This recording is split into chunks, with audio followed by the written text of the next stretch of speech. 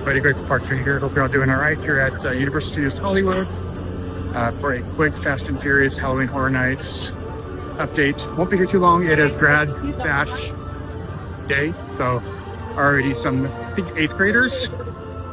That's right, in the park. So won't be here. I got a concert tonight anyway. Going to see Devin Townsend.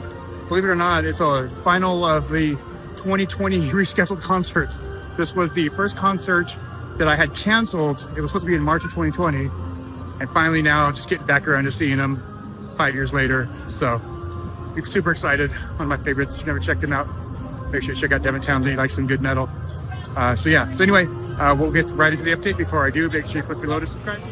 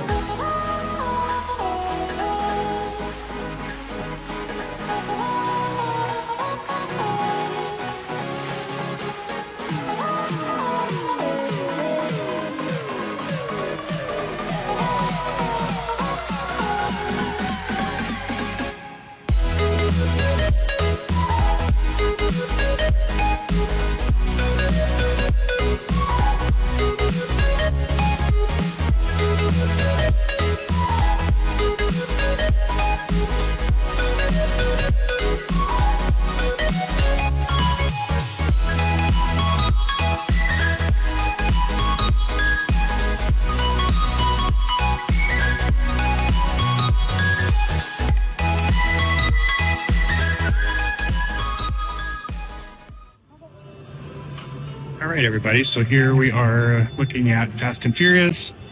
They've been doing a pull through of one of the train pieces. You can see it actually right there, right in there. There is the train, or a piece of part of the train. That is not the final product. There's lots of speculation that it was.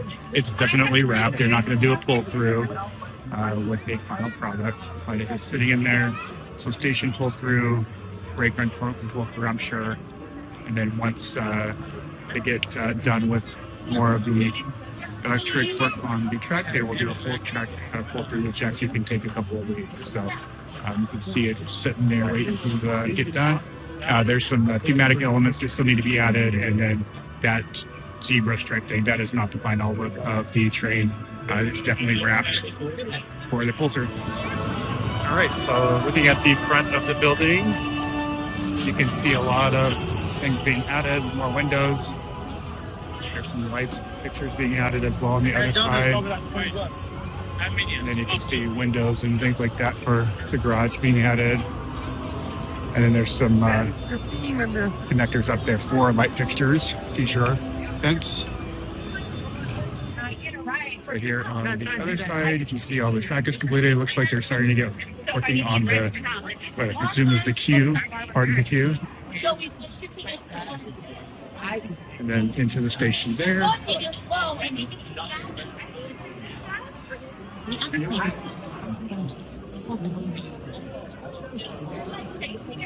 And over here they are starting to put in the supports for the stand walls. You can see those are not tractor support, excuse me. Those are for the stand walls. So we're wondering if those footage are for up there. A little bit of a different shape.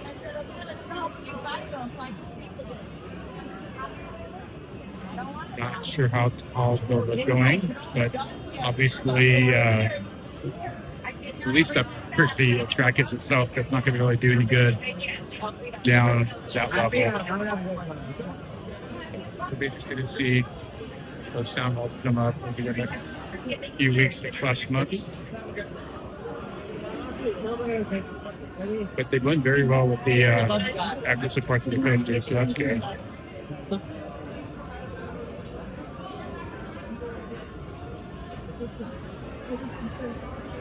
All right, so heading down the lower lot, let's take a look at progress for Halloween Horror Nights. We've got our house here behind the mummy. Looking pretty good. As we scroll up, we have the house where Dungeons and Dragons was, or behind where Dungeons and Dragons was, which was changed all this last year. And then there will be a house in the soundstage where the Dungeons and Dragons thing was for FanFest. And there will also be a house in the Jurassic Park queue. It's going to queue. So there presumably will not be a house in the soundstage where the Monsters house was last year, which is fine. I mean, it was great to have a house in that soundstage. It's historic, but operational-wise, it's kind of a headache and a nightmare to get over there. So it does make a little bit more sense to put a house in where the extended queue for Jurassic World is. I believe the last house that was there was Insidious. I want to say maybe 2016. I'd have to check my past update, but I think that's pretty close to being accurate around that time. And I believe Insidious was the last house that was there in the Jurassic World / Park extended queue. And then as we move down, the Hill Project is whatever the heck it is they're doing here. They are moving really fast and doing a lot of work here. You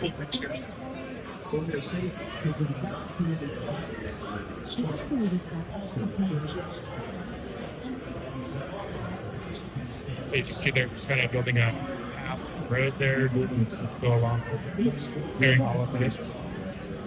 So at some point, all of that space behind where the red is there, that's all going to be open space. So we'll see what exactly it is that they're doing. Lots of rumors, but nothing concrete yet, I suppose.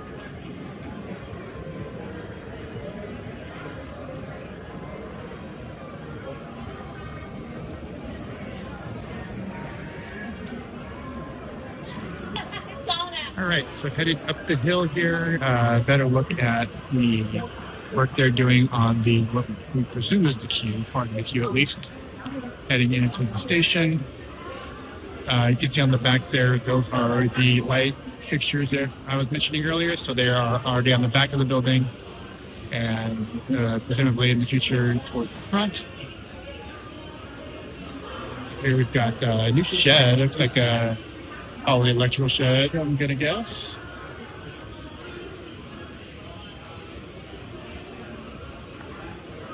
Just to look at all the way down. It doesn't look like any sound wall supports are up over here yet. You can see some footage for sound walls there.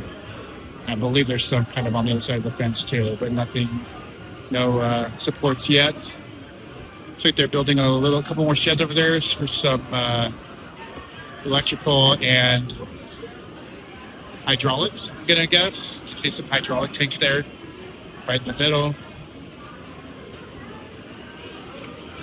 I'm presuming that road is going to remain there.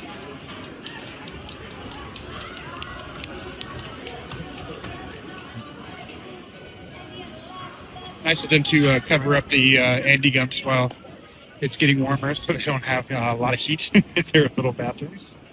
So there you can see a few more supports for some sound walls. You got 1, 2, 3, 4, 5, 6, and I'm sure a couple more down to the left there.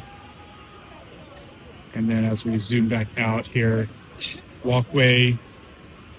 Let's see. So yeah, I'm guessing it's a walkway for get stuck on that section right there. You need to be evacuated and have some stairs and a nice little walkway to exit the ride in case of a breakdown.